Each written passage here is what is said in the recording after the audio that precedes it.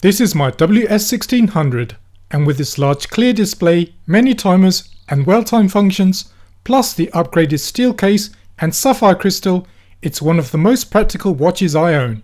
There comes a point in life though where form must take precedence over function and you choose a watch based upon aesthetics alone.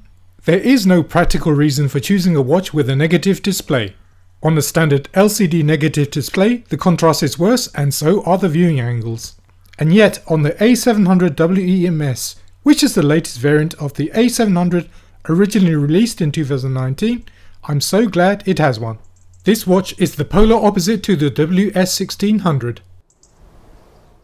This release came out not too long ago in June of 2023, and reading Casio's marketing for this watch, they say, and I quote, "This timepiece is inspired by the mood of space and science fiction. Combining a black dial with a blue metallic vapor disposition, it expresses a retro-futuristic view of the world." Whatever you think of Casio's marketing blurb, they have created one of their best looking releases, in my opinion. Yes, the negative display is hard to read at first, and it forces you to stare at the watch for a while longer in order to tell the time. That's no great hardship though, as the metallic blue border and text on the dial are beautiful to look at and looks even better in real life than in these pictures. For those not familiar with the A700, it's the thinnest watch Casio currently produce and has a case depth of 6mm, and it has a width of 35.5mm and a length of 37.4mm.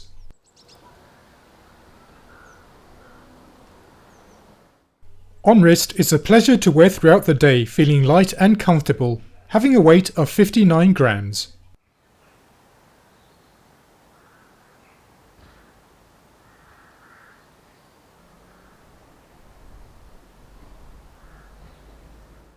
On the back of the watch there is a steel case back with 4 screws, common on Casios at this price point. It holds inside a 3472 module, which has an estimated battery life of 3 years. The acrylic case is nicely finished in its chrome covering, and I was pleasantly surprised that they had given the watch a mineral glass crystal.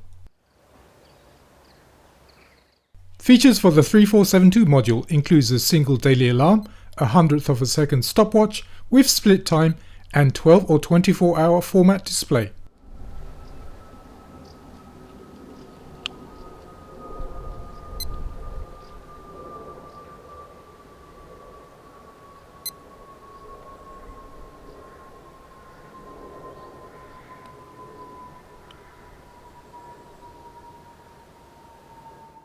Another nice feature for the watch is the Milanese superfine mesh band, so called because it originates from the Italian city of Milan.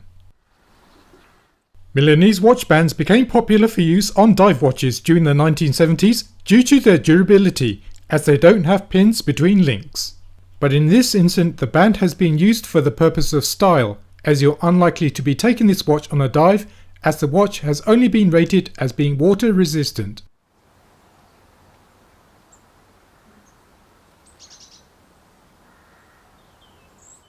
Sizing the band for the wrist is fairly easy, as the steel clasp can be moved up and down with the aid of a small screwdriver.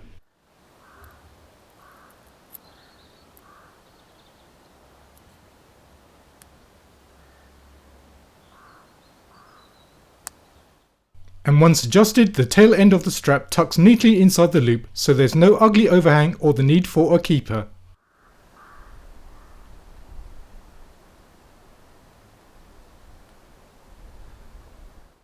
The backlight for the A700WEMS is fairly decent and is amber in colour, though there is no afterglow included, where it stays on for a couple of seconds after you press the button. The A700WEMS is probably not a timepiece to get if you're after one with an array of features and a tough build. There are other watches out there that do that for the same price as I showed you at the beginning. However, its looks and vintage-inspired aesthetics makes it a tempting proposition, and sometimes it's good to own a watch that you bought with your heart rather than your head. If you're not a fan of negative display watches, an A700 model is still worth considering, if you're a fan of Casio, as there are many variants to choose from.